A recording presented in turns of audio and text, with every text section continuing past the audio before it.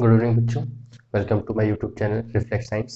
तो कल हम लोगों ने पढ़ा था करंट के बारे में। आज हम लोग जो दूसरा इंपॉर्टेंट टॉपिक है इलेक्ट्रिसिटी चैप्टर का, इलेक्ट्रिक पोटेंशियल के बारे में पढ़ेंगे। तो इलेक्ट्रिक पोटेंशियल क्या होता है, ठीक है। तो जैसा कि कल बताया गया था कि करंट हमेशा एक हाई प्रेशर से या हाई इलेक्ट्रिक प्रेशर से लो इलेक्ट्रिक प्रेशर की तरफ जाता है, ठीक है। तो ये जो हाई और लो इलेक्ट्रिक प्रेशर है ये कैसे क्रिएट होता है, ठीक है। ये कैसे बनता है, ये बनता है पोटेंशियल से, इलेक्ट्रिक पोटेंशियल से। अब पोटेंशियल क्या है कि समझ लीजिए कि कोई एक चार्ज है, ठीक है। अब अगर ये चार्ज है तो इस चार्ज के अराउंड क्या होगा, एक इलेक्ट्रिक फील्ड होगा, ठीक है। इस चार्ज के अराउंड क्या होगा, एक इलेक्ट्रिक फील्ड होगा। सपोज करिए कि एक इनफाइनाइट पोजीशन पे कोई एक चार्ज रखा हुआ है, एक इनफाइनाइट पोजीशन पे कोई एक चार्ज रखा हुआ है। तो उस चार्ज को मुझे वहां से लाके इस इलेक्ट्रिक फील्ड के अंदर लाना है, ठीक है, इस पॉइंट पे लाना है। तो मुझे क्या करना होगा, मुझे वर्क करना होगा। क्यों? क्योंकि ये भी एक समझ लीजिए पॉजिटिव चार्ज है, ये भी कैसा है, पॉजिटिव चार्ज है। तो पॉजिटिव चार्ज आप उसको क्या करते हैं, रिपेल करते हैं, अट्रैक्ट नहीं करते, वो क्या करते हैं, रिपेल करते हैं। तो मुझे जो भी वर्क करना पड़ेगा इसके अगेंस्ट करना पड़ेगा। मुझे क्या करना पड़ेगा, वर्क करना पड़ेगा। वर्क किस पे करना पड़ेगा, इस चार्ज पे करना पड़ेगा। तो जितना वर्क हम किसी एक चार्ज पे करते हैं उसी को हम क्या कहते हैं, पोटेंशियल कहते हैं। उसी को हम क्या कहते हैं, पोटेंशियल कहते हैं। या पोटेंशियल जिसको हम लोग डिनोट करते हैं वोल्ट से, जिसको हम किससे डिनोट करते हैं, वोल्ट से, ठीक है। अब सपोज करिए कि हमने एक वर्क करके एक चार्ज को यहाँ पे लाया था और अब किस उसी इनफाइनाइट पोजीशन पे एक चार्ज को हम यहाँ पे ला रहे हैं, ठीक है। तो एक चार्ज हमने यहाँ लाया है, एक चार्ज हमने यहाँ लाया है। इन दोनों चार्जों के बीच में होगा कुछ डिफरेंस जिसको हम कहेंगे पोटेंशियल डिफरेंस, जिसको हम क्या कहेंगे, पोटेंशियल डिफरेंस, ठीक है। इन दोनों के बीच में क्या होगा, कुछ पोटेंशियल का क्या होगा, डिफरेंस होगा। कुछ वर्क इस पे कुछ और वर्क करना होगा, इस चार्ज को वहां से यहाँ लाने पे इस चार्ज पे कुछ और वर्क करना पड़ा होगा। तो जब पोटेंशियल डिफरेंस का डिफरेंस होगा तो ही चार्ज एक पॉइंट से दूसरे पॉइंट क्या होगी, फ्लो करेगी, ठीक है। जब किसका डिफरेंस होगा, पोटेंशियल का, ठीक है, दो पॉइंट के बीच में। जब भी दो पॉइंट के बीच में इलेक्ट्रिक पोटेंशियल का डिफरेंस होता है उसी को हम कहते हैं पोटेंशियल डिफरेंस, ठीक है, जिसको हम डिनोट करते हैं वोल्ट से। पोटेंशियल डिफरेंस को हम लोग डिनोट किससे करते हैं, वोल्ट से, ठीक है, जिसको हम लोग कैपिटल वी से लिखते हैं। सिंबल क्या है, कैपिटल वी, और है क्या, वोल्ट। पोटेंशियल डिफरेंस को जो हम लोग एसआई यूनिट कहते हैं, पोटेंशियल डिफरेंस जिससे हम लोग बताते हैं वो बताते हैं वोल्ट से, ठीक है। अब 1 वोल्ट, वोल्ट किसके बराबर होता है, वोल्ट होता है work done on charge Q, work done on charge Q, ठीक है।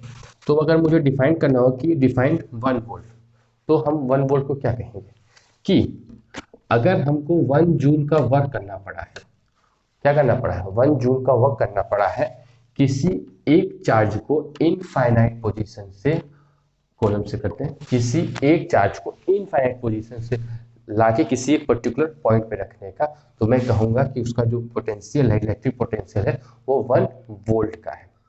इलेक्ट्रिक पोटेंशियल कितना है, 1 वोल्ट का है। क्लियर है? इस पोटेंशियल के ही वजह से पोटेंशियल डिफरेंस, कहीं पे पोटेंशियल ज्यादा, कहीं पोटेंशियल कम है। ये पोटेंशियल जो कम ज्यादा होता है इसी की वजह से तो इलेक्ट्रॉन का फ्लो होता है, ठीक है।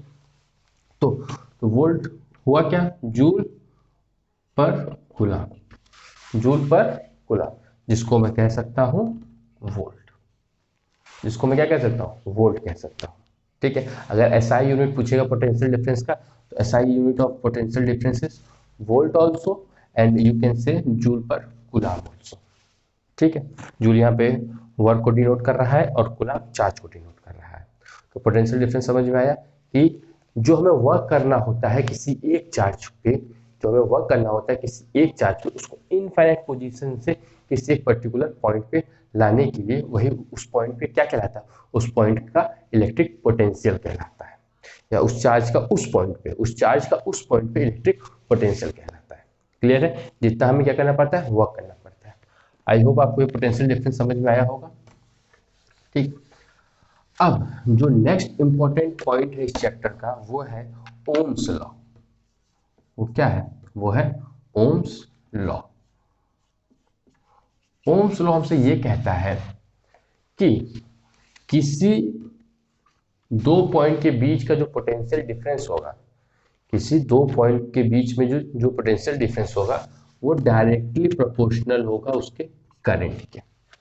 मीन्स कि जितना ज़्यादा पोटेंशियल डिफरेंस होगा उतना ज़्यादा ही क्या फ्लो करेगा, करंट फ्लो करेगा। उतना ही ज़्यादा क्या फ्लो करेगा, करंट फ्लो करेगा। जितना ज़्यादा पोटेंशियल डिफरेंस उतना ज़्यादा करंट फ्लो करेगा।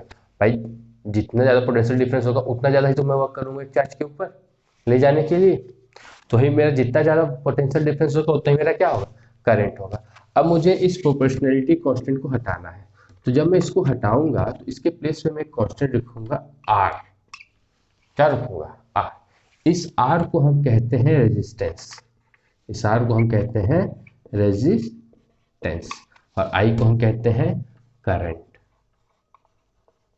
और वी को कहते हैं हम पोटेंशियल डिफरेंस, इसको कहते हैं पोटेंशियल डिफरेंस। अब यहाँ पे एक न्यू टर्म इंट्रोड्यूस हुआ है जिसका नाम है क्या है, रेजिस्टेंस है। अब रेजिस्टेंस क्या है उसको जानते हैं। नेक्स्ट जो बच्चों है वो है हमारा है रेजिस्टेंस। अब रेजिस्टेंस क्या होता है, रेजिस्टेंस हम उस एलिमेंट को कहते हैं या उस इलेक्ट्रॉनिक कंपोनेंट को कहते हैं जिस इलेक्ट्रॉनिक कंपोनेंट की वजह से जो फ्लो ऑफ चार्ज होता है वो कम हो जाता है। रेजिस्टेंस अपने थ्रू चार्ज को जल्दी से फ्लो नहीं करने देता है, रेजिस्टेंस अपने थ्रू चार्ज को जल्दी से फ्लो नहीं करने देता, वो एक तरह का रुकावट पैदा करता है फ्लो ऑफ चार्जेस में। ठीक है, तो रेजिस्टेंस को हम लोग क्या कह सकते हैं, resistance is a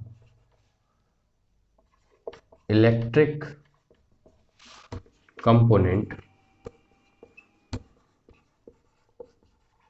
which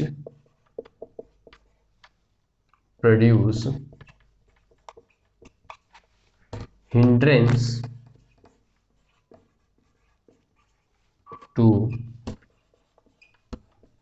motion of charge।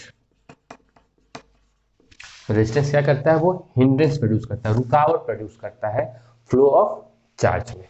ठीक है, जितना ज्यादा रेजिस्टेंस होगा उतना ही ज्यादा क्या होगा, करंट उतना ही कम फ्लो करेगा। जितना, अब कैसे, मतलब आई और आर के बीच में रिलेशन क्या है उसको देख लेते हैं।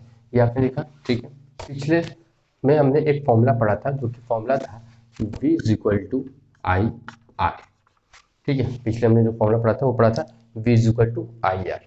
ठीक, so R is equal to V upon आई।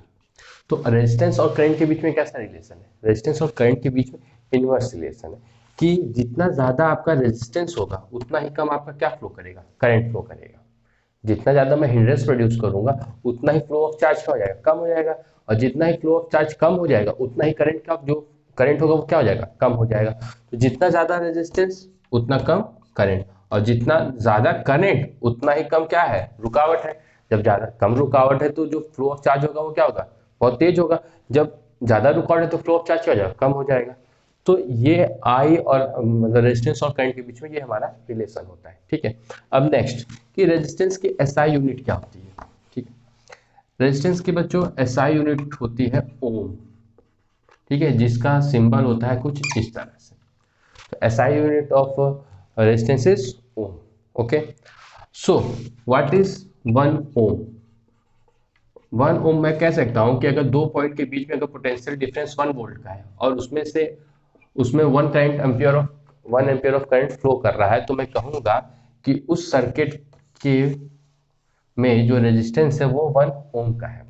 अगर potential difference between 2 point is 1 volt and the current flowing is 1 ampere, then we can say that the resistance of that circuit is 1 ohm और the resistance is 1 ohm. So basically resistance में ये सारे factors हैं जो कि हमने अभी देखे। तो हमने जो जो चीजें देखी हैं एक बार उसका रिवीजन कर लेते हैं, जो कि इस चैप्टर में हमने देखा है। हमने देखा है कि पोटेंशियल डिफरेंस क्या होता है, the difference between the potential difference between the 2 points is known as potential difference। ठीक है, पोटेंशियल डिफरेंस हमने पढ़ा। पोटेंशियल डिफरेंस की जो एसआई यूनिट है वो हमने जाना, वो क्या है हमारा, वोल्ट है। ठीक है, VOLT वोल्ट है हमारा। ठीक है, तो वोल्ट होता क्या है, work done on charge work done on charge, जिसको कि वर्क को हम लोग किससे रिप्रेजेंट करते हैं, जूल से, और चार्ज को कूलाम से। क्लियर है। फिर हमने पढ़ा Ohm's law. Ohm's law, Ohm's law हमसे क्या कहता है, ओम्स लॉ हमसे कहता है कि V is directly proportional to I considering the temperature remains constant, और इसको हम लोग लिख सकते हैं V is equal to I R, यहाँ पे R क्या है, रेजिस्टेंस है। फिर नेक्स्ट हमने जाना कि रेजिस्टेंस क्या होता है, व्हाट इज रेजिस्टेंस।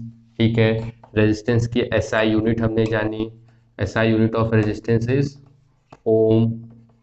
ठीक है, फिर हमने जाना कि 1 ओम क्या होता है, 1 ओम होता है 1 वोल्ट अपॉन 1 एम्पियर। ठीक है, ये आज के जो चैप्टर वीडियो में हमने ये सारी चीज़ों को जाना है, जो कि आपको आना चाहिए, अब तक लिए इतने इंपॉर्टेंट है। ठीक है, जैसे जैसे चल रहा है उसी तरह से अगर आप फ्लो में चलते रहेंगे तो इलेक्ट्रिसिटी बहुत ही सिंपली आप सारे इलेक्ट्रिसिटी के जो इंपॉर्टेंट पॉइंट्स है उसको आप समझ जाएंगे। जब पॉइंट्स को समझ जाएंगे, जब कॉन्सेप्ट डेवलप कर लेंगे, उसके बाद न्यूमेरिकल करने में हम लोगों को बहुत ही आसानी होगी। सो ये हमारा है कॉन्सेप्ट। ठीक है, नेक्स्ट क्लास में हम लोग ये देखेंगे कि रेजिस्टेंस किस किस फैक्टर पर डिपेंड करता है, इलेक्ट्रिकल रेजिस्टिविटी क्या होती है, और उसके बाद सीरीज और पैरेलल कॉम्बिनेशन। ठीक है, जो कि बहुत ही इंपॉर्टेंट पॉइंट या पॉइंट कह दूं या कॉन्सेप्ट कह दूं इलेक्ट्रिसिटी का है। तो बेसिकली पहले हम लोग डिफरेंट थ्योरी पार्ट को कंप्लीट करते हैं, उसके बाद हम लोग न्यूमेरिकल पार्ट को देखेंगे। ठीक है, so I hope you like the video. कोई भी डाउट हो तो आप कमेंट सेक्शन में कमेंट करके पूछ सकते हैं। Okay, thank you, have a nice day.